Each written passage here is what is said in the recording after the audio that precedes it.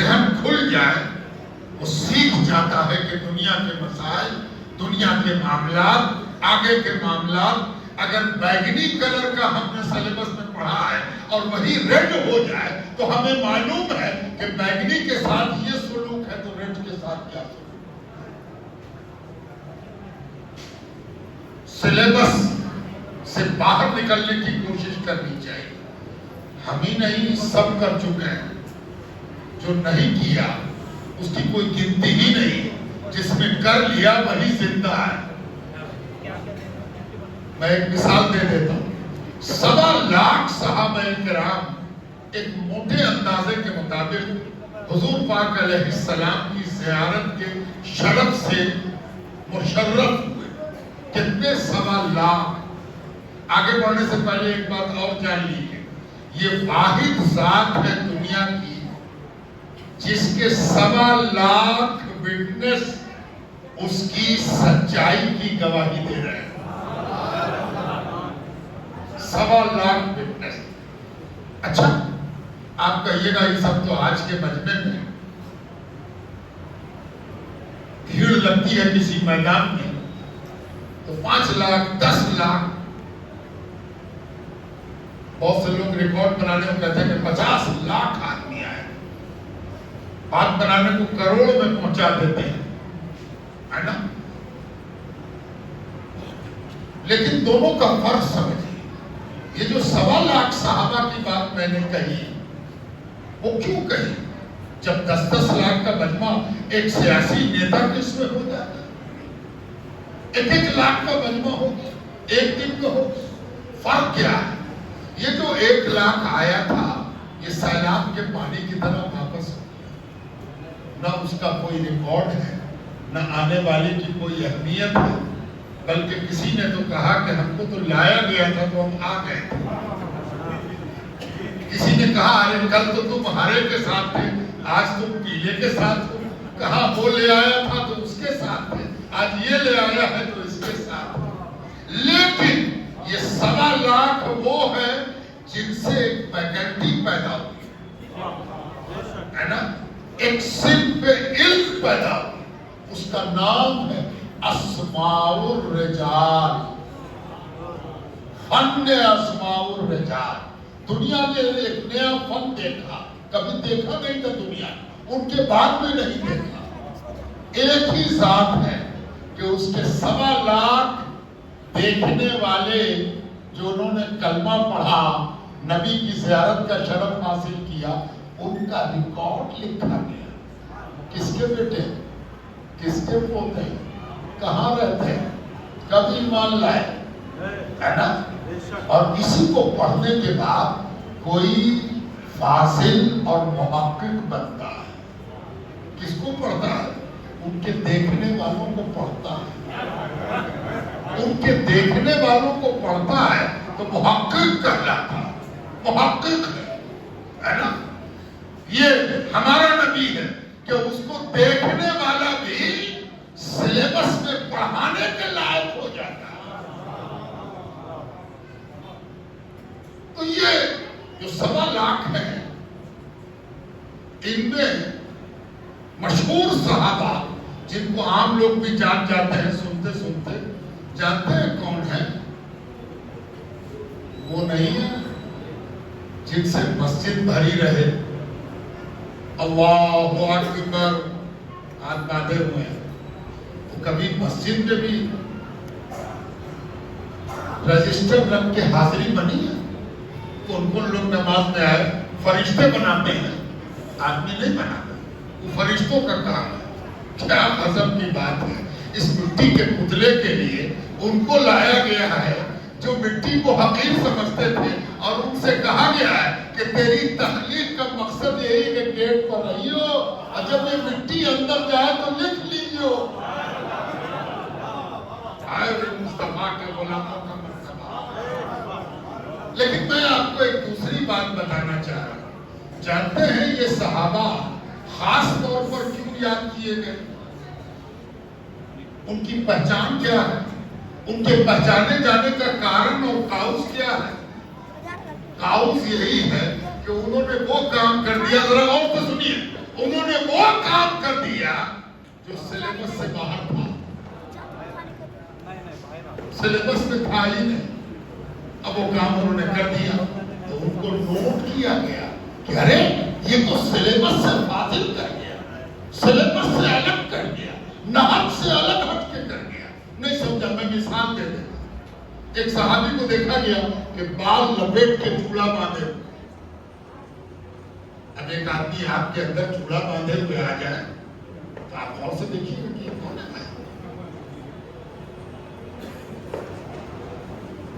کون سا کلچر ہے، یہ چوڑا کیوں باندھے؟ حج کرتا تو سر منڈا جاتا، عمرہ کرتا تو بال اتر جاتا۔ شریعت میں اس کی اجازت نہیں دی گئی ہے کہ بیجا بال بڑھایا جائے۔ ہاں اگر سنت کا خیال ہو تو کان کی لو تک اگر بال آ جائے تو سنت ہے، لیکن کوئی بے تحاشا بال کو بکھرا لے اور لپیٹ کے چوڑا بنا لے، اس کی اجازت نہیں ہے نا۔ کنگھی کرنا بھی ضروری ہے، بالوں کو سنوارنا بھی سنت ہے، آئینہ دیکھنا بھی سنت ہے، لب کو تراشنا بھی سنت ہے۔ یہ جوڑا باندھے، ہاں اسی جوڑا باندھنے نے اس کو اسماء الرجال میں زندہ کر دیا ہے نا۔ پوچھنے والے نے پوچھ دیا یہ اس نے کہا میری عمر 10 سال رہی ہوگی کہ سرکار دو عالم مدینہ تشریف لائے، 10 سال کے قریب رہا، دیکھنے والوں کا ازدحام تھا، ہم کئی رات سے جاگ رہے تھے، ہماری راتیں دن ہو گئی تھی۔ سرکار جب تشریف لائے تو پورا مدینہ سرکار کو قریب سے دیکھنے کے لیے لائن لگائے ہوئے تھے۔ میری ماں بھی لائن میں تھی اور اس نے میرا ہاتھ اتنی مضبوطی سے تھاما تھا جتنا مضبوطی سے اس سے پہلے کبھی نہیں تھاما۔ مضبوطی سے میری ماں نے میرا ہاتھ تھاما۔ جب ہماری باری آئی تو میری ماں سرکار کے قریب حاضر ہوئی، سلام پیش کیا اور کہا یا رسول اللہ میرا اس دنیا میں کوئی نہیں ہے سوائے اس لڑکے کے، یہی لڑکا ہے، یہی میری کائنات ہے، یہ بیٹا میرا، میں اس کی ماں۔ یا رسول اللہ ہم آپ کی خدمت میں کیا پیش کریں، آپ کیا پیش کر سکتے؟ یا رسول اللہ یہی میری کائنات ہے اور ہم اپنی کائنات آپ کو پیش کریں۔ حضور صلی اللہ علیہ وآلہ وسلم میرے ماں باپ پر فرمان مجھ پر ایک نگاہ خاص ڈالی، نگاہ خاص ڈالی اور اپنے دونوں مبارک ہاتھ میرے سر پر رکھے، کچھ دیر رکھے رہے۔ مجھے لمس یاد ہے حضور کے مبارک ہاتھوں کا جو میرے سر پر لگا اور مجھے محسوس ہوا۔ وہ دن ہے اور آج کا دن ہے کہ مجھے میرا دل اجازت نہیں دیتا کہ اس بال کو اتار دوں جو نبی کے ہاتھ سے وقت ہوا۔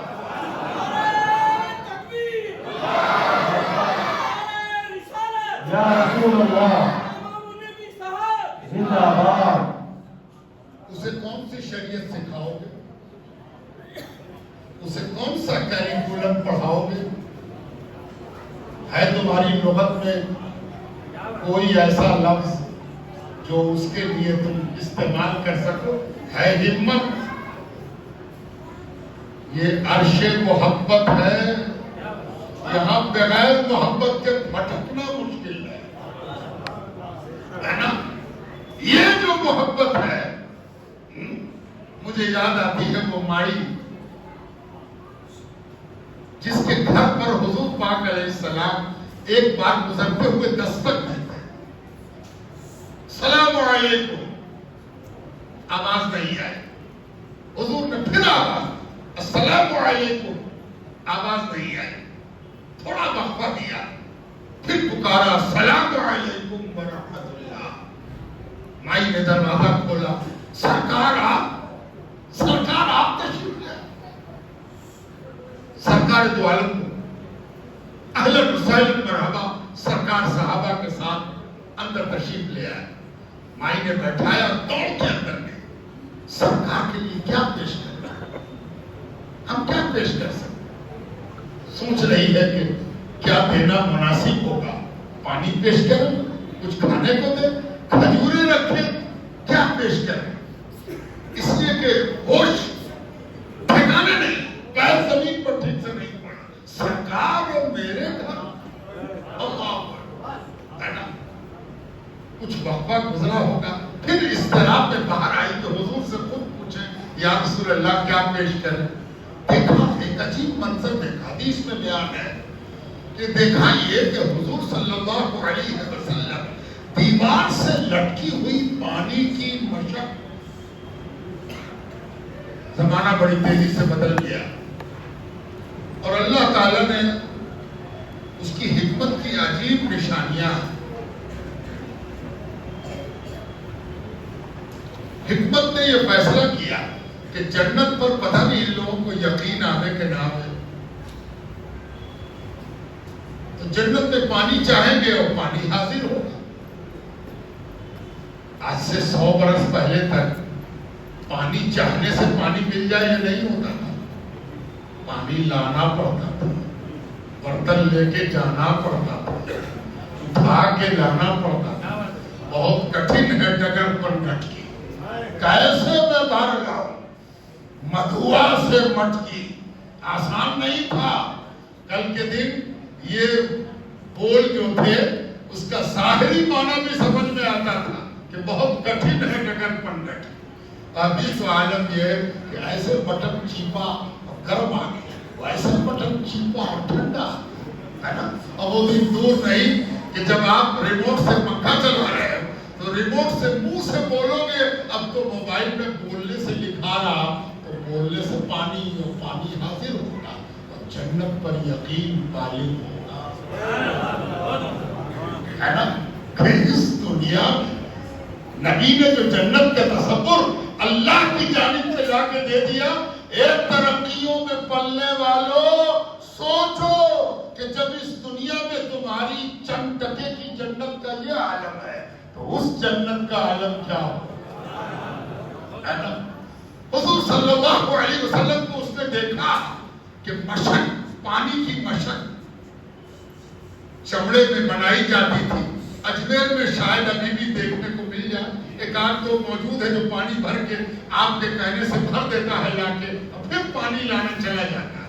وہی مشق دیوار سے لٹکی ہوئی تھی اور حضور صلی اللہ علیہ وآلہ وسلم اس کا منہ کھول کے لب لگا کے پانی پی رہے. مشق گھر والی کی, اس گھر کا مشق, نبی کا لب اور نبی کا پانی پینا. آئے ہائے ہائے. اس مائی نے سوچا کہ النبی اولا بالمؤمنین من انفسہم. آج تو اس کا معنی اور تفسیر ہم کو مل گئی کہ ہم سوچتے تھے کہ ہم پر, ہمارے مال پر, ہماری جائیداد پر, ہماری چیز پر ہم سے زیادہ نبی کا حق ہے. آج نبی نے میرے مشق میں منہ لگا کے اس آیت کو سمجھا دیا ہے نا. حضور صلی اللہ علیہ وسلم نے چند گھونٹ پانی پیے, منہ باندھ دیا اور دعائیں دیتے ہوئے, نصیحت کرتے ہوئے روانہ روانہ ہوئے. حدیث کی روایت بتاتی ہے کہ اس مائی نے آواز دی, کوئی گھر میں سے نکلو. گھر کے افراد, خواتین, بچیاں, بچے باہر آئے. کہنے لگی ہے قینچی لاؤ, قینچی لاؤ, قینچی لاؤ,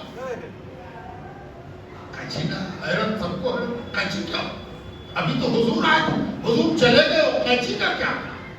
اس مائی نے قینچی منگائی, قینچی لی اور اس مشق کو, جو بڑی قیمتی چیز ہوتی ہے, آسان نہیں ہوتا پانی کے بغیر جینا. اور پانی آنے کا سبب لوہے کا, پلاسٹک کا پائپ نہیں تھا, مشق تھی جس کے لیے جانا پڑتا تھا کلومیٹر 2 کلومیٹر پانی لانا پڑتا تھا. تب زندگی پانی کے ساتھ موجود ہوتی تھی، ورنہ پانی کے بغیر زندگی کیا. لیکن یہ عجیب بھی اور مشق ہوگا. ارے یہ کیا کر رہی، یہ کیا کر رہی؟ کہا ابھی تو کر رہی ہوں. کیوں کر رہی ہوں بتاتی ہوں.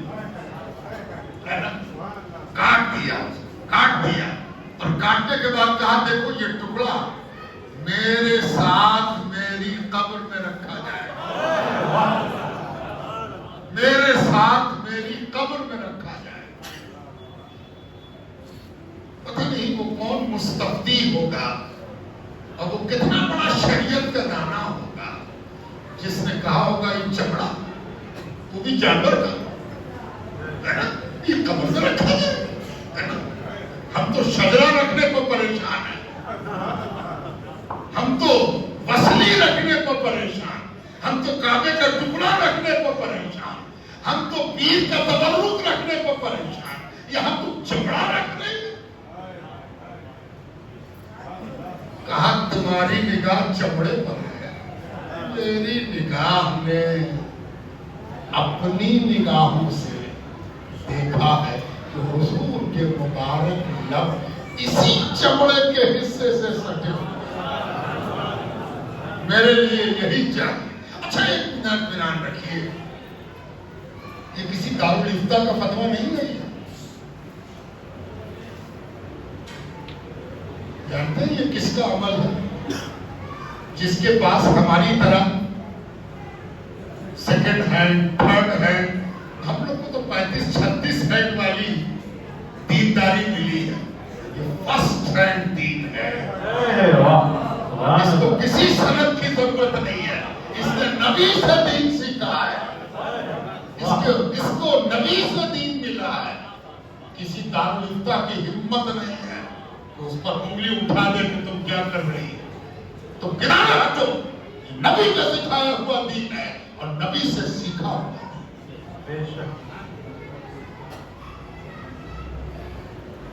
پوچھتا ہے کہ ربیع الاول کے جشن کی سند کیا ہے؟ اس میں محققین کا اختلاف ہے کہ ولادت کی صحیح تاریخ کیا ہے. آگے بڑھنے سے پہلے ایک بات اور عرض کر دیں. چونکہ ایسے جلسے ایک اوپن کلاس کی حیثیت رکھتے ہیں، بہت سا سوال ذہن میں ہے اس کا جواب آنا چاہیے. ممکن ہے کہ ایک آدمی بڑی ایمانداری سے پوچھے حضور کی ولادت میں اختلاف کیسے ہوا؟ اختلاف ہوا کیسے؟ کوئی کچھ کہتے، کوئی کچھ کہتے، کوئی 12 کہتے، کوئی 9 کہتے، کوئی 7 کہتے، کوئی 8 کہتے، کوئی 3 ربیع الاول کہتے، کوئی 17 ربیع الاول کہتے.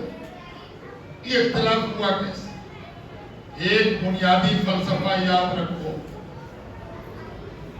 جب کسی چیز کو غیر معمولی حیثیت حاصل ہو تو اللہ تعالی کا طریقہ کار، سنت الہیہ یہی ہے کہ اس کو پردے میں رکھا جائے، پردے میں رکھا جائے. مثال دے دوں، بات آسان ہو جائے گی. شب قدر،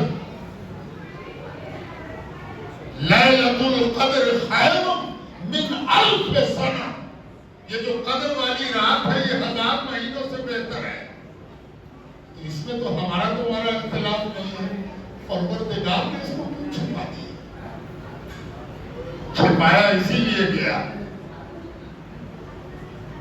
کہ آسان پرستوں کو آسانی کے ساتھ نعمت نہ ملے. ہر بلحوث اپنی ہوس کا معاملہ یہاں نہ کرے، بلکہ ہوس کو ترک کر کے جب کوئی طلب کی دنیا میں قدم رکھے اور محنت کرے تو اس کے لیے شب قدر سے غلاف اٹھا دیا. لو شب قدر، شب قدر ہی نہیں ایک دوسری چیز بھی ہے. جمعے کے روز ایک ساعت ہے، ایک گھڑی ہے جمعے ہے نا. اور وہ ساعت کیا ہے کہ اللہ کے رسول فرماتے ہیں کہ اس ساعت میں پروردگار نے اپنی فیاضی کا یہ رنگ رکھا ہے کہ مانگو اور دیا جائے. وہ کس وقت ہے؟ طلوع آفتاب کے وقت. خطبے کے وقت، منبر پر جانے کے وقت، منبر سے اترنے کے وقت، غروب آفتاب کے وقت، وہ کون سا وقت ہے؟ جی کہیں بلحوث اپنی ہوس کا نشانہ نہ بنا دے، اس لیے ہوس والوں کو دور کرنے کے لیے اس پر ایک حکمت کا پردہ ڈال ہے نا۔ تو نبی کی آمد، یہ دونوں چیزیں جو میں نے بیان کی وہ نبی کی آمد کا صدقہ ہے۔ تو جب ان کو چھپا دیا گیا تو سبب کو کیسے نہ چھپا دیا جاتا؟ سبب بھی چھپا دیا گیا تاکہ تم کئی دن اس کی برکت کی تلاش میں لگے رہو۔ ارے تم کو تو تلاش پر نہ ملنا ہے۔ لیسا للانسان الا ما سعی، پورے ربیع الاول صحیح کرو اور ملتا جائے۔ گھڑی سے مطلب نہیں ہے، صحیح سے مطلب ہے۔ صحیح جتنی ہوگی ملتا رہے۔ تب اس میں اختلاف ہے کہ تاریخ کیا تھی، لیکن جانتے ہو ایک چیز میں کوئی اختلاف، ایک چیز میں کوئی اختلاف، وہ کس چیز؟ کہ حضور پاک علیہ الصلوۃ والتسلیم نے اپنا مبارک قدم مدینے میں کب رکھا؟ مدینے میں جو حضور نے قدم رکھا وہ کون تاریخ تھی؟ اس پر کوئی اختلاف نہیں ہے۔ میں پوری ذمہ داری کے ساتھ بول کے جا رہا ہوں۔ جانتے ہو تاریخ کیا تھی؟ 12 ربیع الاول۔ 12 ربیع الاول حضور نے جب مدینے میں قدم رکھا، بالاتفاق اجماع ہے اس پر 12 ربیع الاول تھی، ہے نا۔ 12 ربیع الاول کی پو پھٹ رہی تھی۔ اب کسی نے چلا کے کہا تھا صبح ہو رہی تھی، رات گزر رہی تھی، ابھی پوری صبح نہیں ہوئی تھی، صبح کاذب دب رہی تھی اور صبح صادق کا غلبہ ہو رہا، یعنی سفیدی اوپر آ رہی تھی اور ظلمت نیچے جا رہی تھی۔ ٹھیک وہی وقت تھا کہ کوئی بڑی زور سے چلایا، جاء رسول اللہ، جاء رسول اللہ۔ وہ بھی کیا اذان تھی جس کے صدقے میں گھر گھر اذان پڑی، جاء رسول اللہ۔ ایک بار جو یہ آواز گونجی پورا مدینہ دوڑ پڑا۔ کسی نے سوچا کہ اتنی بھیڑ میں، ایک مستند سیرت کی کتاب سے یہ پتہ چلتا ہے کہ کل تعداد اس میں کتنی تھی؟ 500 لوگ تھے جو حضور کے بالا و شہدہ تھے، مدینے کی اندر کی آبادی 500، معمولی تعداد نہیں۔ بھور کا وقت ہے نا، کسی کو احساس ہوا کہ 500 کی بھیڑ میں ہم حضور کو دیکھ سکیں گے اور دیکھنے میں دیر نہ ہو۔ دیکھیں حضور جب آ ہی رہے تو دیکھ لیں، نہیں دیر ہو جائے تو برداشت نہیں، تو کیا کریں؟ کھجور کے پیڑ پر چڑھو، لٹکا ہوا کھجور کے پیڑ، ہائے دیکھو، اور تیری ہزاروں رکعت نماز اس کھجور پر چڑھنے والے پر نثار۔ وہ کیا دیوانہ ہوگا، ہے نا۔ اس نے کئی رات سے اپنی آنکھوں کو جگا کے رکھا، وہ آج کھجور پر چڑھ گیا، چلا گیا، گرنے کا ڈر بھی اس کو نیچے نہیں لا رہا ہے، دیکھنے کا شوق اس کو اور بلند کیے جائے۔ اللہ چڑھ گیا، اوپر چڑھ گیا، اور اوپر چڑھ کے آنکھ کو دریغ کر کے دیکھنے کی کوشش۔ تمنا کیا ہے کہ شاید پہلے دیکھنے والے ہم ہو جائیں، پہلے دیکھنے والے، اولی زیارت کا شرف ہم کو حاصل۔ آئے غنیمت ہے کہ صدیوں میں کوئی دیوانہ ہو جائے، غنیمت ہے کہ صدیوں میں کوئی دیوانہ ہو جائے۔ ارے بغیر اس دیوانگی کے زندگی نہیں ہے، زندگی تو دیوانے کو ہے۔ ہو سکے تو اللہ سے دیوانگی مانگا کرو، ہے نا۔ اب اس نے جو دیکھا، سیرت کی کتابوں میں اس کو نقل کیا گیا ہے کہ اس صاف ہوتی ہوئی فضا میں، دھندل کی فضا، اس میں اس نے دیکھا کہ ایک ہیولا نظر آیا، ایک نور کا ہیولا، ہے نا۔ آنکھ بلی اور سب دیکھنے کوشش کیا تو دیکھا کہ ایک نہیں دو ہی اولا ہے. اتنے میں نعرہ لگ گیا تو حضور آ رہے ہیں. اب تو سب نے سب طے کر لیا. آپ دیکھتے ہوں گے چاند تو چاند دیکھتے وقت ادھر بھی دیکھ رہے ہیں, ادھر بھی دیکھ رہے ہیں, ادھر بھی دیکھ رہے ہیں, ادھر سے ادھر تک. ایک نے کہا وہ رہا. اب تو سب کی نظر ادھر ہے نا, وہ رہا ہے نا. کیا نعرہ لگا ہوگا.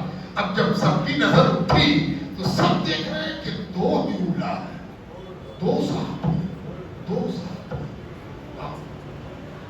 عاشق کی نظر عاشق ہی پہچانتا ہے. جس کو عشق کی چاشنی نہ ملے وہ کیا جانے کہ عاشق کیا دیکھ رہا ہے, وہ کم وقت کیا جانے ہے نا. عاشق کی نظر عاشق پہچانتا ہے. یہ ترجمہ ہے اس کا کہ ولی را ولی بھی شناسا. ولی کو ولی ہی پہچانتا ہے. ولی کے مطلب عاشق محبت کرنے والا ہے نا. ولی کو ولی ہی پہچانتا ہے. جب ادھر والے کو لگا کہ ان دو میں حضور کون ہے, ادھر والے کی ادھر آئے رہا, کیا دیوانگی رہی ہوگی ذرا اندازہ لگائیے ہے نا. کبھی کبھی دیوانہ بننے کے لیے دیوانوں کا حال پڑھنا پڑتا ہے. دیوانوں کو سننا بھی دیوانگی پیدا کرتا ہے. دیوانوں کے بارے میں سنا کرو تاکہ دیوانگی کا ایک قطرہ بھی مل گیا تو کامیابی. ادھر جو بے چینی ہے اس کا احساس ادھر ہو گیا, اس لیے کہ مکے کا ولی ساتھ آیا ہے اور مدینہ کے اولیاء پریشان ہے نا. مکے کا ولی ساتھ آیا ہے اور مدینہ کے اولیاء کی بے چینی اگر کوئی سمجھ سکتا ہے تو وہ ولی ہی ہو سکتا ہے. آپ کو معلوم ہے کہ سیدنا ابو بکر صدیق ساتھ ساتھ ہے نا. حضور ہے اور سیدنا ابو بکر صدیق. سیدنا ابو بکر صدیق نے اندازہ کر لیا کہ ادھر بے چینی ہے حضور کو پہچاننے کی. چھت چادر اتاری, چادر اتار کے سوچا کہ نبی کے سر پر شامیانہ کرنا ہے تو 4 چوب چاہیے, 4 ڈنڈا رہے تب نہ شامیانہ اوپر اٹھے. کہا کہ آج موقع ملا ہے ابو بکر, اے ابو قحافہ کے بیٹے, ایسا شامیانہ بنو جس کا 4 چوب تم ہی ہو.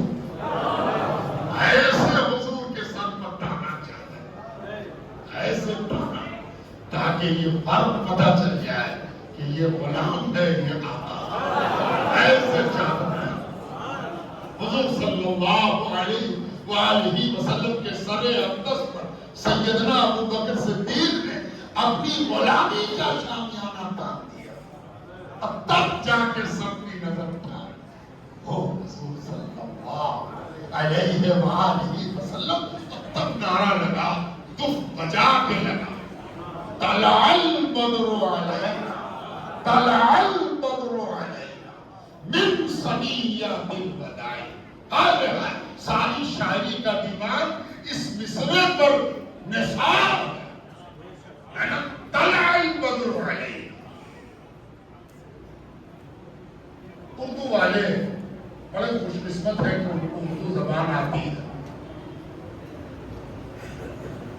لیکن اردو میں چاند جب ہم کہتے ہیں تو عید کا چاند جس کو دیکھ کے دنیا خوشی سے جھوم جاتی ہے وہ بھی چاند ہے, اور جو 14 تاریخ کو ہو وہ بھی چاند ہے. ایک ہی لفظ ہے چاند. پتلا ہو تو, موٹا ہو تو, نظر آئے تو, بالکل منحنی ہو تو سب چاند. لیکن عربی کی تو بات ہی ہے نا. شکل بدلی, نام بدلا. فی الحال 3 نام عرض کر دیتے ہیں, اس کو یاد کریں. یہ جس کو دیکھ کے مہینہ بدل جائے اس چاند کو عربی میں ہلال کہتے ہیں. ہلال. ہلال کون چاند ہے؟ بالکل کھجور کی سوکھی ہوئی ٹہنی کی طرح, ایک دم باریک. وہ کیا ہے؟ ہلال. اور اس سے ذرا موٹا ہو جائے, 3 تاریخ کا, 4 تاریخ کا, 5 تاریخ کا, 10 تاریخ کا, 11 تاریخ کا,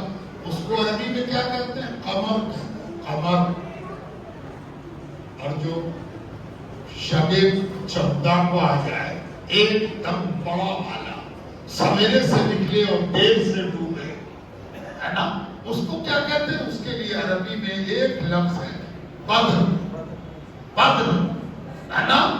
और देखिए शायर क्या कहता है, मदीना क्या कहता है, दीवाना क्या कहता, तलअल बद्रु अलैना, आज तो हम पर मुकम्मल चांद निकल आया।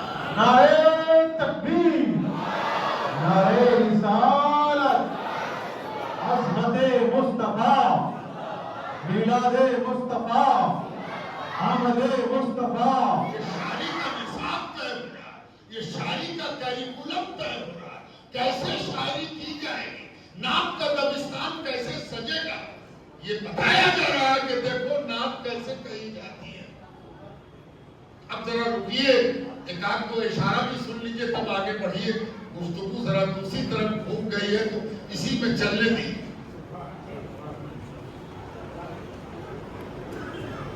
अमर नहीं कहा,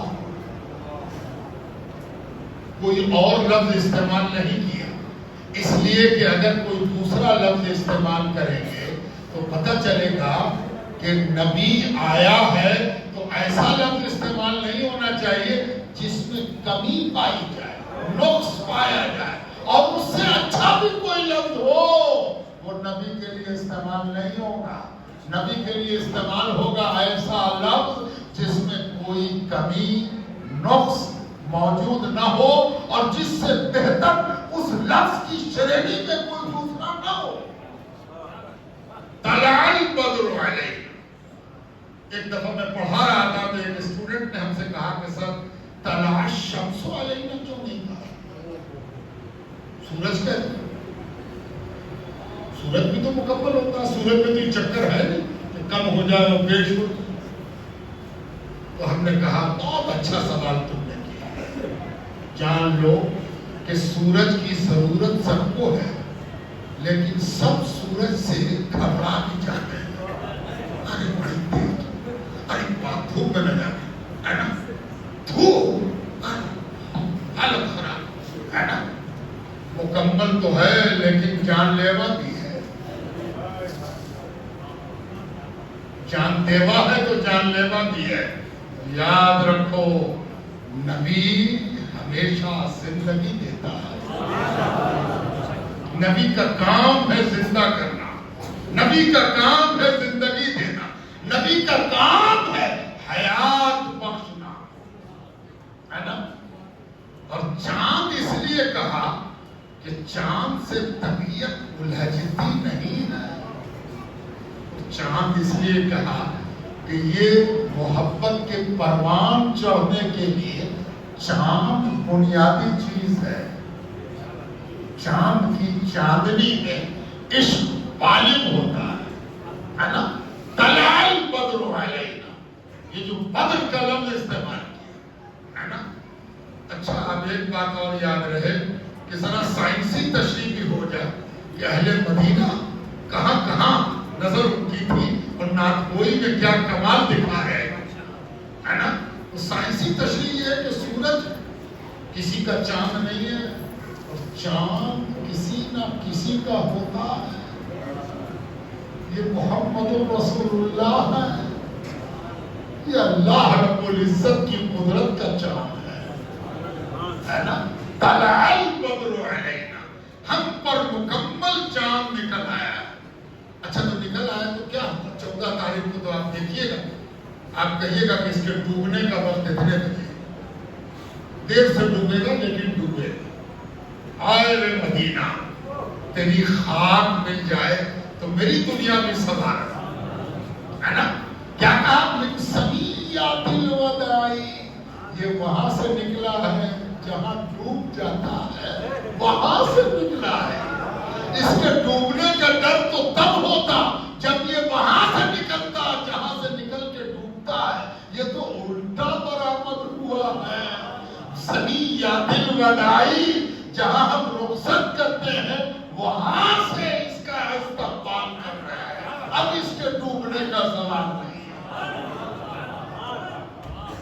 मिन सनी सनियात الوداع, है ना. हुजूर उस रास्ते से नहीं आए थे जिस रास्ते से अमूमन काफिले आते थे, उधर से नहीं आए थे, इसलिए कि उधर से जो काफिला आता था वो अमूमन गुजर जाता था. हुजूर उधर से आए थे जिधर से काफिला गुजरता था, उधर से हुजूर तशरीफ लाए थे. रास्ता उल्टा था और ये उल्टा रास्ता ये बता रहा था कि ये वहां से आया है जहां से आने वाला जाता नहीं है. मिन सनियातिल वदाई. बुजुर्गों, दोस्तों, औरतें, मंजर फिर कभी सुनिएगा. हमें तो दूसरी चीज आपको सुनानी थी, और वो ये कि कोई आपसे कहे कि 12 रबीउल अव्वल को जश्न का क्या सबूत है, तो आप कहिएगा कि एक आदमी का सबूत दे या पूरे मदीने का सबूत. 12 रबीउल अव्वल मदीना जागा हुआ, मदीना तैयार. मदीने में वैसी खुशी कभी नहीं हुई जैसी खुशी 12 रबीउल अव्वल को हुई. जैसी खुशी 12 रबीउल अव्वल को हुई वैसी कभी नहीं, है ना. एक बात और हुई है, वो भी अर्ज कर देता, किसी और के आने पर नहीं, लेकिन वहां तक पहुंचने से पहले ये बात ज़हन में रहे कि 12 रबीउल अव्वल का जश्न अहले मदीना के जश्न की सुन्नत है, और ये हुजूर की आमद का जश्न है, हुजूर की तशरीफ आवरी का जश्न है ना. और ये मदीने के एक एक फर्द ने इस जश्न को मनाया है. अभी यहूदी दुश्मन नहीं हुए थे, उनकी भी मुश्ताक निगाहें देख रही थी कि हमने सोचा था कि हम इस्तकबाल करेंगे, ये तो हम पर सबकत ले गए. आगे जो हुआ वो अलग बात. अब यहां पर रुक जाइए. आजकल दरीदा दहनी का जमाना है. दरीदा दहनी यानी कोई भी कुछ बोल सकता है. टीचर को स्टूडेंट कुछ बोल दे, कोई कुछ ना कर सके. इमाम साहब को मुक्तदी कुछ बोल दे. और ये इस जमाने के खुलेपन का नतीजा है. और ओपन माइंडेड हो गए हैं, जो चाहे बोल दे. तो एक साहब कहने लगे, अहले मदीना का अमल इसलिए दलील नहीं बनेगा कि उस वक्त तक उन्होंने सोहबत नहीं पाई थी. सोहबत पा लेते, कुछ दिन सरकार की खिदमत में रह लेते, तो उनका अमल भी इस्लामी उसूल में ढल जाता. उन्होंने जो कुछ किया जज्बात में किया, मोहब्बत में किया.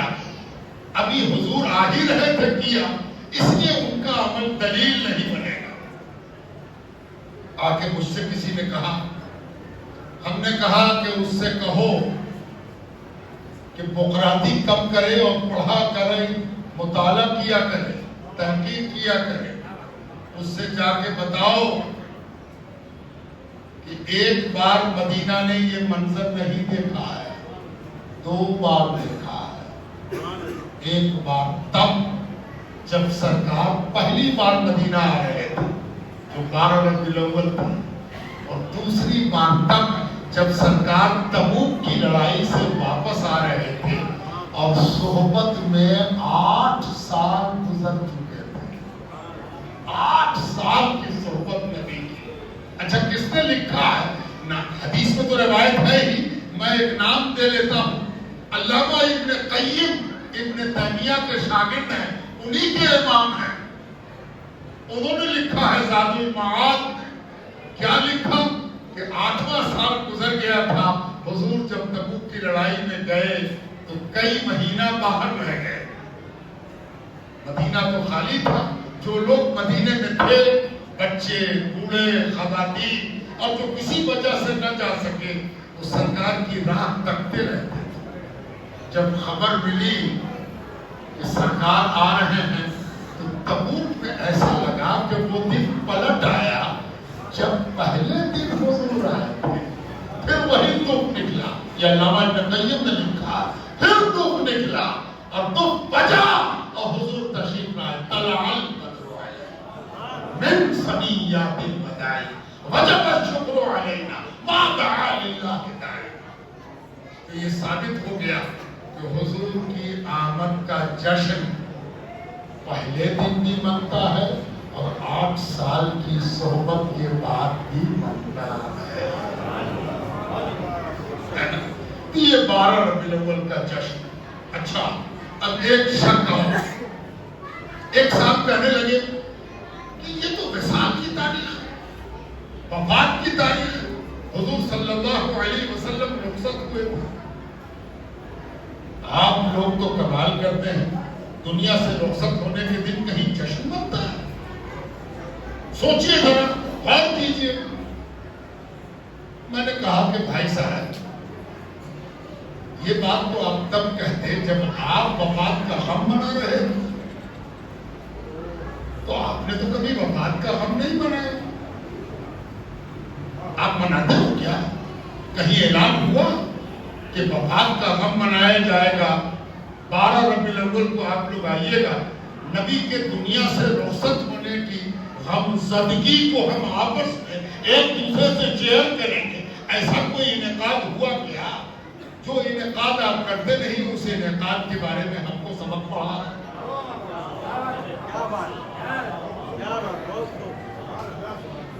تب انہوں نے ہم سے کہا کہ تب آپ بتا دیجیے، مان لیا کہ ہم گنہگار ہیں، نہ ہم ولادت کا منایا نہ وفات کا منایا، آپ کی دلیل کیا ہے؟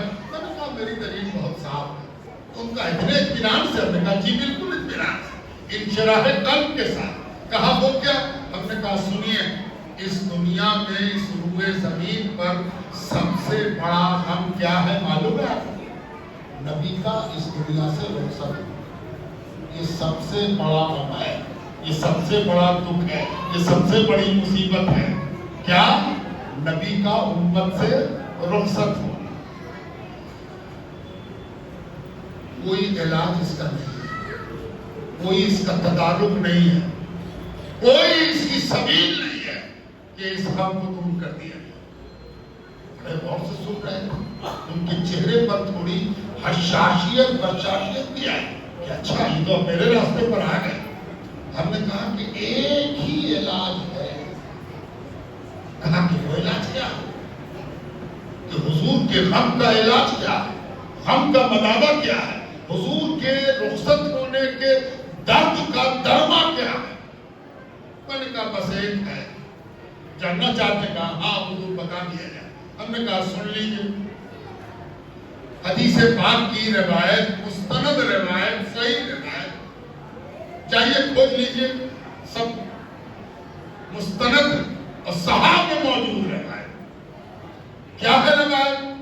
کہ حضور صلی اللہ علیہ وآلہ وسلم کی جیسے جیسے آخری گھڑی آتی گئی، گھر والوں کو تو معلوم تھا، باہر والوں کو تو بہت سی چیزوں کا علم نہیں تھا۔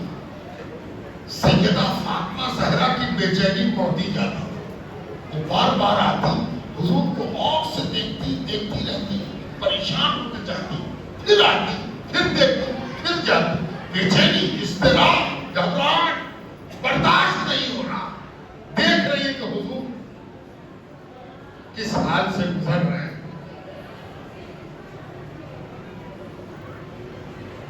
حالت اور دگرگوں ہوئی تو حضور پاک علیہ السلام نے آنکھیں کھولی، ایک نظر دیکھا جیسے کسی کو کھوج رہے، سیدہ فاطمہ زہرا سے آنکھیں ملی، فاطمہ ادھر آگے بڑھی اور قریب آؤ، اور آگے بڑھی، ادنو اور قریب آؤ، میرے قریب آؤ، ہائے ہائے ہائے، پروردگار کہے ادنو منی تو نبی کی معراج ہو جائے، اور نبی امتی سے کہے کہ اور قریب ہو جاؤ تو امتی کی معراج ہو جائے، اور قریب آؤ فاطمہ، اور قریب آؤ فاطمہ، اور قریب آؤ، اور قریب آؤ، جھک گئی، اور قریب آؤ، سٹ گئی۔ کہاں سٹی؟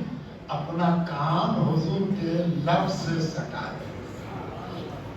حضور نے کچھ کہا، کچھ فرمایا، اب اتنی قربت سے کہا تھا کہ کون سنے اور کون جانے، لیکن سیدہ فاطمہ زہرا کو دیکھا گیا کہ حضور نے کچھ کہا اور سیدہ فاطمہ زہرا پر لرزہ طاری ہوا، برداشت نہ کر پانے کی کیفیت جس جیسے غم کا پہاڑ ٹوٹ پڑا.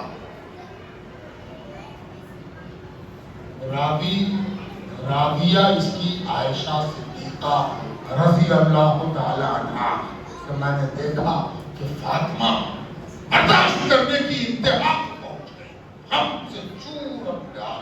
پتہ نہیں حضور نے کیا کہا تھا کہ اتنا غم بڑھ گیا. پھر میں نے دیکھا کہ پھر حضور کچھ بولے. اس بار جو بولے تو سیدہ فاطمہ زہرا ایسا ہنسی کے دام کھل گیا، ہنس پڑی سیدہ فاطمہ. الگ ہوئی اور مثال حضور پاک علیہ السلام اس دنیا سے، اس عالم ظاہر سے، اس حیات ظاہری سے رخصت فرمائے. آپ کو ہم کو تو یہ واقعہ سن کے پتا نہیں کون کیفیت ہوئی. حضرت عائشہ صدیقہ انتظار میں رہی کہ 2 دن 4 دن 5 دن 1 ہفتہ 10 دن گزرے اور کوئی ایسا موقع ملے تو ہم اس بات کو جانیں. ایک روز چند دنوں کے بعد سیدہ فاطمہ زہرا مل گئی. پکڑا حضرت عائشہ صدیقہ نے کہا فاطمہ ایک کام ہے آپ سے. ادھر فاطمہ ایک بات ہے. اور جانتی تھی کہ سیدہ فاطمہ زہرا اتنی آسانی سے نہیں بتائے گی تو کہنے لگی فاطمہ تم کو اس کی قسم جو تم کو سب سے زیادہ چاہتا تھا، تم کو اس کی قسم جو تم کو سب سے زیادہ چاہتا تھا، اس دن کیا بات ہوئی تھی؟ کیا کہا تھا حضور نے کہ ہم نے دیکھا کہ تم ہم سے نڈال ہو گئی، اور پھر ہم نے دیکھا کہ پتہ نہیں حضور نے پھر کیا کہہ دیا کہ تم ہنس پڑی. اب سیدہ فاطمہ زہرا پریشان ہوئی. کہا اس کا واسطہ جو تم کو سب سے زیادہ چاہتا تھا آج تو بتانا ہوگا. اب سیدہ فاطمہ زہرا نے پردہ اٹھایا اور کہا حضور نے مجھے قریب بلایا اور پوچھا فاطمہ میرے جانے کا بہت غم ہے، بہت دکھ ہے کہ ہم جا رہے ہیں، بہت غم ہے کہ ہم جا رہے ہیں. تو میں کیا کہتی؟ اس وقت غم آسمان پر پہنچ گیا، پیک پر پہنچ گیا، چوٹی پر پہنچ گیا کہ اب ہم اس کا کیا جواب؟ یہ بھی کہنے کی بات. تو حضرت عائشہ پوچھتی ہے اور وہ جس پر ہنس پڑی تھی.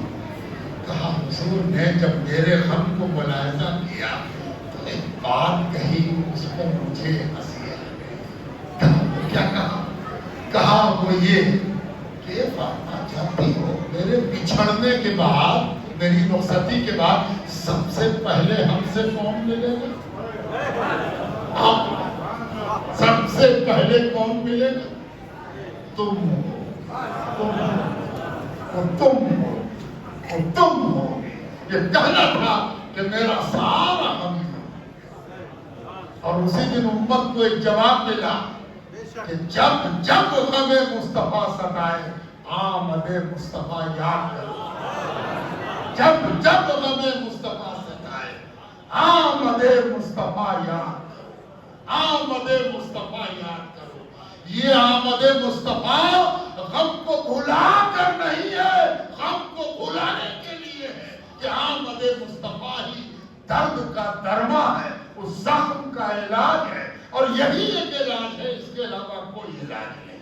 بے شک آمد مصطفیٰ یہی ہے علاج. بزرگوں، دوستوں اور عزیزوں، وقت اچھا خاصا ہو چکا ہے اور میرے خیال میں 1 گھنٹے کا وقت تھا اور 1 گھنٹہ پورا ہونے کو آ رہا ہے. میں نے آپ سے قرآن کی آیت تلاوت کی تھی وَمَا أَرْسَلْنَاكَ إِلَّا رَحْمَةً لِلْعَالَمِينَ. حضور پاک علیہ السلام کی آمد کا مقصد صرف اور صرف رحمت ہے. اللہ اکبر، کیا شان عطا فرمائی ہے. خود تو اپنے لیے کہا الحمدللہ رب العالمین. سارا شکرانہ، ساری ہم اس اللہ کے لیے ہے جو سارے عالم کا رب ہے. اور پھر فرمایا وما ارسلناک الا رحمتا للعالمین. عالمی عالمی جہاں جہاں رب کی ربوبیت ہے وہاں وہاں رب کے محبوب کی رحمت ہے.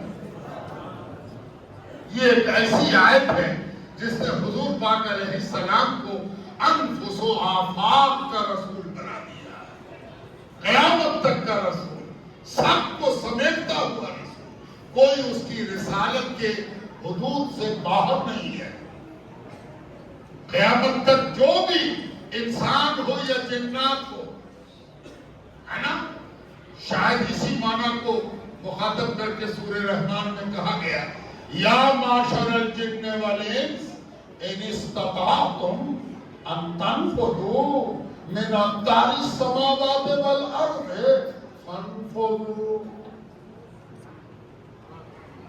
اے جنات اور انسان, تم سمجھتے ہو کہ دائرہ ربوبیت اور دائرہ رحمت محبوب سے باہر نکل جاؤ گے. فانفذوا, نکلو, نکلو نا, نکل سکو تو نکلو. لا تنفذون الا بسلطان. کوئی اس کی سلطنت سے باہر نہیں جا سکتا. جس کی سلطنت حضور صلی اللہ علیہ وسلم کی رحمت کے ساتھ قائم ہے. اور اس لیے آپ پر صرف اس لیے نہیں کہ مسلمانوں کے رسول کی تاریخ ہے, مسلمانوں کے نبی کی تاریخ ہے, نہیں, آپ کو دنیا کو یہ بتانا ہے کہ آج جو جشن منایا جا رہا ہے یہ اردو والوں کا, عربی والوں کا, فارسی والوں کا, انگریزی والوں کا, ہندوستان والوں کا, چین والوں کا, یورپ والوں کا, عرب والوں کا, ایشیا والوں کا, کالوں کا, گوروں کا, لمبوں کا, ناٹوں کا, اگلوں کا, پچھلوں کا نہیں, یہ سب کا نبی ہے. ہم جان گئے ہیں تم کو جنوانا ہے. تم کو معلوم ہونا چاہیے کہ یہ وہ نبی ہے جو سب کے لیے آیا, سب کے لیے کام کیا اور سب کو ایک حیات دے کے گیا. جس کو یہ شوق ہو کہ ہم اپنی موت کو حیات سے بدل لیں, وہ اس نبی کی جانب متوجہ ہو جائے. میں 2-3 مثالیں دے کے بات ختم کر دیں. آج ساری دنیا کا مسئلہ سود ہے. سود, بیاج, انٹرسٹ. ورلڈ بینک کی پکڑ میں دب کے چھٹپٹا رہا آدمی, انسان, ملک. مثال موجود ہے, شری لنکا آپ کے بغل میں کولیپس کر گیا. شری لنکا کے کولیپس کرنے کی وجہ کیا تھی؟ سود, انٹرسٹ. ہم آپ بھی یہی انداز رہا اس دیش کا, ادھر ٹیرف لگ رہا ہے, ادھر انٹرسٹ پڑ رہا ہے. آپ کو معلوم ہی ہوگا کہ ایک ایک بھارتیہ پر کتنا سود ہے. ہم سب سود میں دبے ہوئے ہیں. سرکار نے اتنا قرضہ لیا ہے کہ ہم سب دیش واسی اپنے دیش کے قرضے میں ڈوبے ہوئے ہیں. ایک دن یہ پورا ورلڈ, یہ پورا وشو سود تلے دب کے دم توڑ دے گا. فائدہ اسی کا ہوگا جو سودی کماتا ہے. اور اس دن لوگ یاد کریں گے محمد رسول اللہ, محمد رسول, واحد ذات دنیا, اکیلی ذات جس نے سود کو پیر پٹک کے حرام کیا تھا. کہا سود اس پیر کے نیچے, اس پیر ایسے پیر مارا زمین پر. آخری خطبے میں حجۃ الوداع میں یہ واحد چیز ہے جس کو حضور نے پیر مارا. پیر مار کے کہا سود میرے پیر کے نیچے ہے نا. غریبوں کو بتانے کی ضرورت ہے, رونے والوں کو بتانے کی ضرورت ہے, تڑپنے والے, برباد ہو جانے والے, لٹ جانے والے کو بتانے کی ضرورت ہے. ادھر آؤ, ادھر آؤ. جانتے ہو تمہاری غربت کو بچانے کے لیے اور امیروں کے شکنجے سے تم کو چھڑانے کے لیے جس ذات نے نعرہ دیا تھا کہ سود حرام ہے, اس کا نام ہے محمد رسول اللہ. آؤ اس کے جشن میں شامل ہو, آؤ شامل ہو جاؤ، تم کو پتا نہیں تھا، ہم بتا نہیں سکے، معاف کر دینا کہ آج اس کا جشن ہے جس نے دنیا سے سود ہٹانے کی سب سے کامیاب کوشش کی۔ ایک دوسری چیز بھی ہے، اس کا نام شراب ہے۔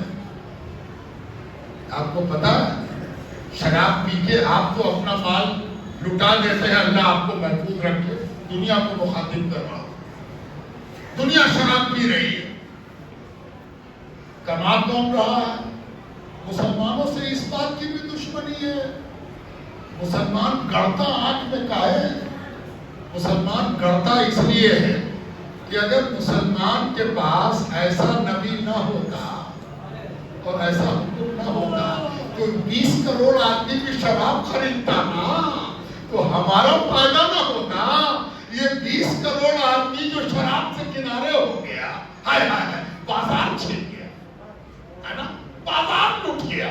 یہ مسلمان یہ اگر شراب پیتا تو شراب کی کمپنیوں کا منافع 20 کروڑ گنا بڑھ جاتا ہے نا۔ تب شراب آپ یقین نہیں کیجیے گا بھگوان پر چڑھ رہی ہے۔ ایک گرجے میں جانے کا اتفاق ہوا، طالب علمانہ دور تھا، عیسائی بھی میرے دوست ہوتے تھے کلاس میں۔ ایک عیسائی نے کہا کہ آج میرے یہاں گرجا میں ایک خاص فنکشن ہے، چلو گے؟ کہاں چلو دیکھ لیں گے۔ چلے گئے، بیٹھ گئے جا کے، تو معلوم ہوا کہ کوئی خاص اوکیزن ہوگا، کوئی اوکیزن۔ دیکھا ہر آدمی جا جا کے پادری صاحب سے مل رہا، ایک ایک کر کے ایک ایک کر کے ایک ایک کر کے۔ تو ہم نے سوچا کہ ہمارے تو باہر ملتا ہے، شیرنی اونی ملتی ہے، یہ اندر ملنا، سب لوگ اندر جا جا کے وہاں پر ملنا۔ اچھا، تو اس نے کہا تم بھی آ جاؤ۔ ٹھیک ہے چل تو چلو، کیا بات ہے، چلو چلے گئے۔ تو دیکھا کہ ایک ہاتھ پر انہوں نے کچھ نکال کے چھوٹی سی چمچی سے دیا، یا اللہ یہ کیا ہے، اور ایک اتنی بڑی روٹی دیا، اتنی بڑی روٹی چھوٹی سی، یعنی نومینل علامتی طور پر، علامت کے طور پر ہوتا ہے۔ آدمی کو ایک چینی کا ٹکڑا بھی مل جائے تو سمجھتے ہیں تبرک ہے بھائی۔ تو ایک چھوٹی سی روٹی اور کچھ تھا، ہاتھ پر گرا تو ہم نے اس کو لے لیا۔ اس کے لیے مسلمان بنا سوچے سمجھے کوئی کام نہیں کرتا۔ مسلمان پر یہ لازم ہے کہ وہ کوئی کام کرے تو اس کے بارے میں سوچے گا کہ کیا ہے، کیسا ہے، کہاں تک ہے نا۔ لے کے باہر آ گئے، ہم نے پوچھا کہ کیا ہے؟ اس نے کہا کہ یہ والا جو ہے یہ روٹی ہے اور یہ والا جو ہے یہ شراب ہے۔ دھویا ہوا ہم نے۔ اس کے بعد ہم نے پوچھا کہ کیا مطلب اس کے دینے کا؟ تب جو اس نے سنایا تو ہم کو قرآن یاد آیا کہ اللہ تعالیٰ نے عیسیٰ علیہ السلام کی دعا نقل کی ہے، اللہم ربنا انزل علینا مائدۃ من السماء تکون لنا عیدا لأولنا وآخرنا وآیۃ منک وارزقنا وانت خیر الرازقین۔ عیسیٰ علیہ السلام سے کہا گیا تھا اے اللہ کے نبی، آپ تو اللہ کے نبی ہیں، ایسا کیجئے نا کہ اللہ سے کہیے نا کہ دسترخوان اتارے اور دسترخوان پر کھانا اتارے۔ دسترخوان کیا بلاغت ہے قرآن کی۔ اور نبی جب مانگتا ہے، آپ کہیں مہمان بن کے جائیے تو میزبان گھر والا یہ نہیں کہتا بریانی لے آؤ، قورمہ لے آؤ۔ گھر والا کیا کہتا؟ دسترخوان بچھاؤ نا جی، ارے دسترخوان لگاؤ نا جی، ارے دسترخوان لگاؤ نا جی۔ کاہے کا حلہ ہوتا؟ دسترخوان لگاؤ، جو ہوگا تو سامنے آ ہی جائے گا۔ دسترخوان لگاؤ۔ نبی بھی اللہ تعالیٰ سے کیا کہہ رہے؟ انزل علینا مائدۃ من السماء، آسمان سے دسترخوان اتار دیجیے پروردگار، امت مانگ رہی ہے۔ اب جب دسترخوان بچھے گا تو جس کا دسترخوان ہے اسی کے مطابق کھانا چنا جائے گا، ہے نا۔ تو ہم نے کہا اچھا، تو شراب اتنی پیاری ہے تم کو کہ اس دسترخوان پر اپنی مرضی سے مینو تم نے طے کر دیا، وہاں بھی تم شراب پلا رہے آنکھ ملا کے دنیا سے کہیے اگر شراب بری چیز ہے اور نہیں بری چیز ہوتی تو ساری دنیا میں یہ قانون کاہے کو ہوتا؟ ڈرائیونگ کرتے ہوئے شراب نہیں پینا ہے، ڈیوٹی کرتے ہوئے شراب نہیں پینا ہے۔ کس نے سکھا دیا؟ جو پوجا کی سامگری بناتے اس نے سکھایا کہ محمد رسول اللہ نے سکھایا۔ فرق اتنا ہے کہ تم 7 گھنٹے 8 گھنٹے کی ڈیوٹی پر ہو، مسلمان سے کہا گیا 24 گھنٹے کی ڈیوٹی ہے، خبردار شراب پیے، خبردار شراب پیو، شراب نہیں پینا ہوگا، تم 24 گھنٹے کی ڈیوٹی پر ہو۔ یہ تو بدقسمت ہے کہ کہتا ہے کہ گاڑی چلاتے وقت مت پیجیے، ہے نا؟ ارے ہم تو زندگی کی گاڑی چلا رہے ہیں، ہم کیسے پی لیں، ہے نا؟ آؤ 12 ربیع الاول کا جشن مناؤ۔ اگر تم شراب کو غلط سمجھتے ہو تو آج اس کا جشن ہے جس نے دنیا سے شراب مٹانے کی وومن رائٹس کی بات کرتے ہو، عورتوں کے حقوق، بات ختم کسی پر، پھر کبھی ملاقات ہوگی کسی کونے میں۔ عورتوں کے حقوق کیا بیکار بات کرتے ہو؟ عورتوں کے حقوق مرد مل کے طے کر رہے ہیں، ہے نا؟ پارلیمنٹ میں آدھا ہونا چاہیے، بھائی آدھی آبادی ہو گئی، ہر پارٹی کو چرا رہی ہے، آدھی آدھا ہے نا؟ ہم کچھ نہیں کہنا چاہتے ہیں، صرف ایک بات کہنا چاہتے ہیں، یہ دنیا کا اکیلا دین ہے، یہ دنیا کا اکیلا دین ہے جس میں کلمہ پڑھنے والا پہلے نہیں ہے، کلمہ پڑھنے والی پہلے ہے۔ سیدہ ام المومنین خدیجۃ الکبریٰ سلام اللہ علیہا ورضی اللہ تعالی عنہا پہلی مسلمان ہیں۔ یہ وہ دین ہے جس میں سب سے پہلے عورت داخل ہوئی ہے نا؟ سب سے پہلے جب مکے میں داخل ہوتے تھے، حاجی مکہ جائیے، مکہ داخل ہوئیے گا تو پرانا راستہ کون سا ہے؟ جب جنت المعلا سے گزریے گا، اور جنت المعلا سے گزرتے وقت آج سے 100 برس کا عربی سفر نامہ کہتا ہے کہ کلش دکھائی دیا، کلش، گنبد کے اوپر لگا ہوا کلش۔ دل دھک سے ہو گیا کہ حرم آ گیا، حرم آ گیا۔ تو میں نے ڈرائیور سے پوچھا، سائر سے پوچھا، قافلے کے سالار سے پوچھا، کلش حرم آ گیا؟ اس نے کہا نہیں، حرم آگے ہے، پہلی مسلمان کا مقبرہ آ گیا، پہلی ایمان والی کا مقبرہ آ گیا، پہلے اس کو سلام کر لو تب جانا رب کی بارگاہ میں۔ جس نے سب سے پہلے کلمہ پڑھا تھا اس کو سلام کر لو، تم نے تو مٹا دیا، تم سب ختم کر چکے، آج تو وہ کلش دکھائی نہیں دیتا، لیکن 100 برس پہلے کا سفرنامہ چلا کے کہہ رہا ہے کہ پہلے ایمان لانے والی کو سلام کیا جاتا تھا، تب حرم میں داخل ہوا جاتا تھا۔ سیدہ خدیجۃ الکبریٰ، اے خواتین ہم سے چوک ہو گئی، معاف کر دو کہ ہم تم کو یہ نہیں بتا سکے، ورنہ دنیا کی کوئی عورت ایسی نہ ہوتی جو مسلمان نہ ہوتی۔ یہ ہم سے ہماری غلطی، ہم چوک گئے، ہم کو بتانا تھا خواتین کو کہ ارے تم تو پہلے مسلمان ہوئی ہو، تم کو مسلمان ہونا چاہیے کہ عورتوں کو جس نے حقوق دیے، جس نے عزت دی، جس نے سرفرازی دی، اس کا نام نامی ہے محمد صلی اللہ علیہ وآلہ وسلم، جس نے جنت کا ٹھکانہ کھوجنے والے اور جنت کی کنجی کھوجنے والوں کو بتایا کہ سنو، دنیا میں کسی اور کا جملہ نہیں ہے، ادھر ادھر سے نہیں آیا ہے کہ جنت کہاں ہے، تیری ماں کے قدموں کے نیچے ہے، اس کا نام ہے محمد رسول اللہ۔ ہائے دنیا کی کوئی ماں ایسی ہوگی کہ جس کے قدم کے نیچے جس نے جنت بنایا اس کا کلمہ نہ پڑھے تو کس کا پڑھے؟ محمد رسول اللہ صلی اللہ علیہ وآلہ وسلم، جو 12 ربیع الاول کو تشریف لائے، صبح صادق تشریف لائے، طاہر مطہر منور مکمل متبرک تشریف لائے۔ آواز آتی تھی رب امتی، रब उम्मत है ना। पता नहीं ये आवाज मशीयत ने कब हमारी कानों में पहुंचा दिया। अल्लाह अल्लाह, है ना। क्या उम्मती की शान है, और उस उम्मती की फिक्र करने वाले नबी की याद में हम और आप यहाँ जमा हैं। आज उसी नबी की बारगाह में हम और आप हाजिर हैं, अपनी गुलामी की बाज गुजारने।